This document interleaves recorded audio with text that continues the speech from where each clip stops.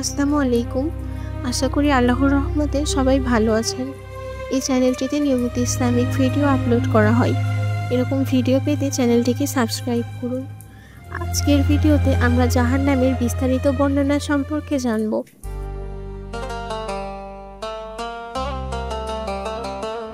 Subscribe my channel.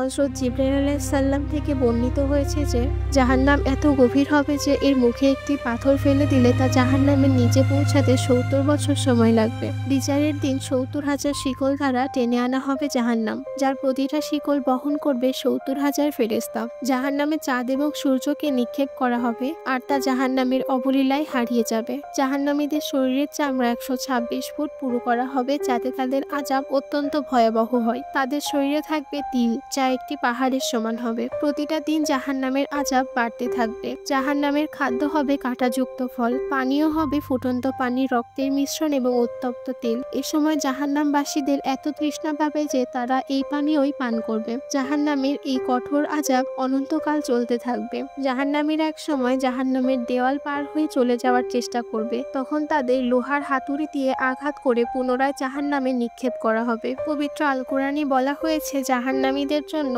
আগুনের শাস্তি নির্ধারণ করা হয়েছে। সূরা বাকারা 204। জাহান্নামের প্রতিটা মুহূর্ত জাহান্নামীদের চিৎকার শোনা যাবে। কষ্ট পাবে তারা, কিন্তু তাদের এই কষ্ট শোনার জন্য কেউ থাকবে না। আমরা পৃথিবীতে একা এসেছি, আবার একাই চলে যাব। আমাদের সকল কাজের হিসাব আল্লাহকে দিতে হবে, তাই আমাদের সচেতন থাকা উচিত। গুনাহ করলে আল্লাহর কাছে ক্ষমা প্রার্থনা করুন এবং ইসলামের পথে চলুন। এই ছিল আজকের ভিডিওটি ভালো লাগলে একটা লাইক করবেন, কমেন্টে জানাবেন আপনার মতামত। এত সময় ধৈর্য সহকারে ভিডিওটি দেখার জন্য ধন্যবাদ।